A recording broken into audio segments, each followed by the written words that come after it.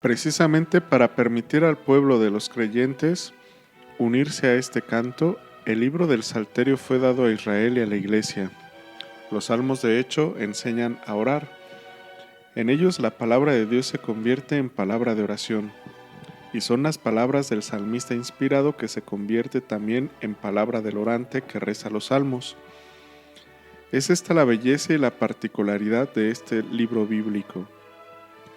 Las oraciones contenidas en él, a diferencia de otras oraciones que encontramos en la Sagrada Escritura, no se insertan en una trama narrativa que especifica su sentido y su función. Los salmos se dan al creyente precisamente como texto de oración, que tiene como único fin convertirse en la oración de quien los asume y con ellos se dirige a Dios. Dado que son palabras de Dios, quien reza los salmos habla a Dios con las mismas palabras que Dios nos ha dado. Se dirige a Él con las palabras que Él mismo nos da. Así, al rezar los salmos se aprende a orar. Son una escuela de oración. Algo análogo sucede cuando un niño comienza a hablar. Aprende a expresar sus propias sensaciones, emociones y necesidades con palabras que no le pertenecen de modo innato, sino que aprende de sus padres y de los que viven con él. Lo que el niño quiere expresar es su propia vivencia, pero el medio expresivo es de otros, y él poco a poco se apropia de este medio. Las palabras recibidas de sus padres se convierten en sus palabras, y a través de ellas aprende también un modo de expresar y de sentir. Accede a todo un mundo de conceptos y crece en él. Se relaciona con la realidad, con los hombres y con Dios. La lengua de sus padres por último se convierte en su lengua. Habla con palabras recibidas de otros que ya se han convertido en sus palabras. Lo mismo sucede con la oración de los salmos.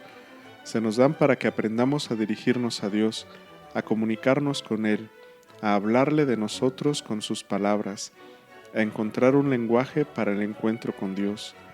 Y a través de esas palabras será posible también conocer y acoger los criterios de su actuar, acercarse al misterio de sus pensamientos y de sus caminos, para crecer cada vez más en la fe y en el amor.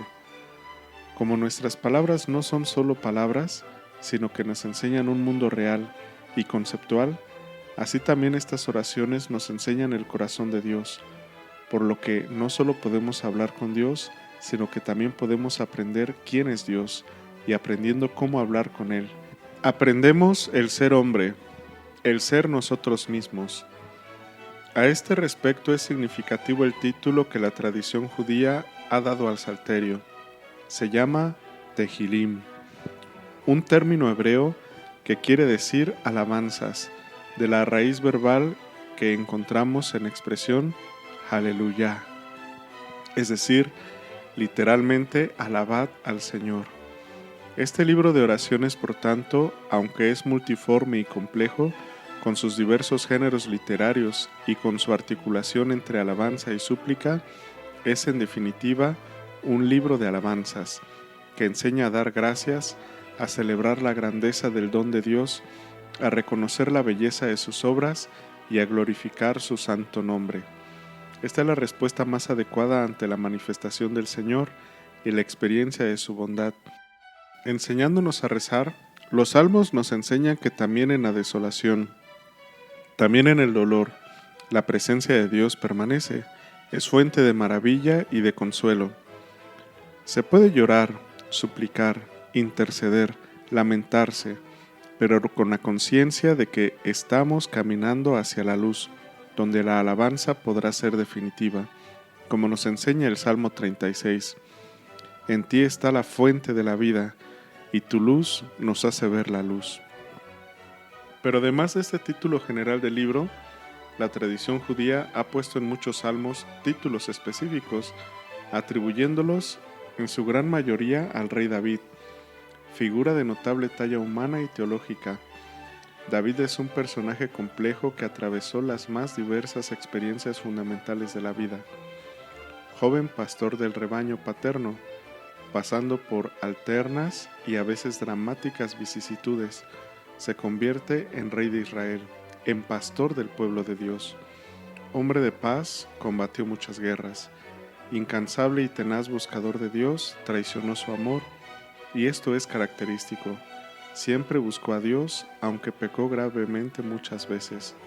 Humilde penitente, acogió el perdón divino, incluso el castigo divino, y aceptó su destino marcado por el dolor.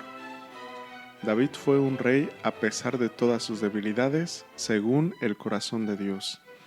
Es decir, un orante apasionado, un hombre que sabía lo que quiere decir suplicar y alabar. La relación de los salmos con este insigne rey de Israel es por tanto importante, porque él es una figura mesiánica ungido del Señor, en el que de algún modo se vislumbra el misterio de Cristo.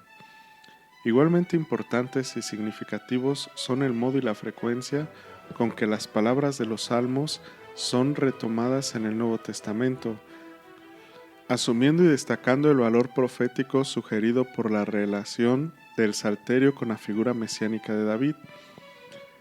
En el Señor Jesús, que en su vida terrena oró con los salmos, encuentran su definitivo cumplimiento y revelan su sentido más pleno y profundo. Las oraciones del Salterio con las que se habla a Dios nos hablan de Él, nos hablan del Hijo, imagen de Dios invisible, que nos revela plenamente el rostro del Padre.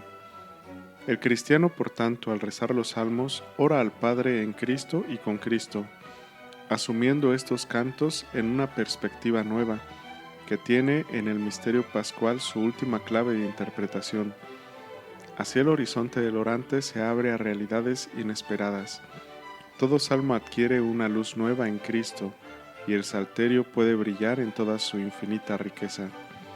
Queridos hermanos y hermanas, tomemos por tanto en nuestras manos este libro santo. Dejémonos que Dios nos enseñe a dirigirnos a Él.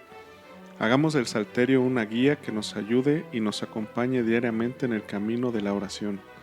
Y pidamos también nosotros, como los discípulos de Jesús, Señor, enséñanos a orar, abriendo el corazón a acoger la oración del Maestro, en el que todas las oraciones llegan a su plenitud. Así, siendo hijos en el Hijo, podremos hablar a Dios llamándolo Padre nuestro. Gracias.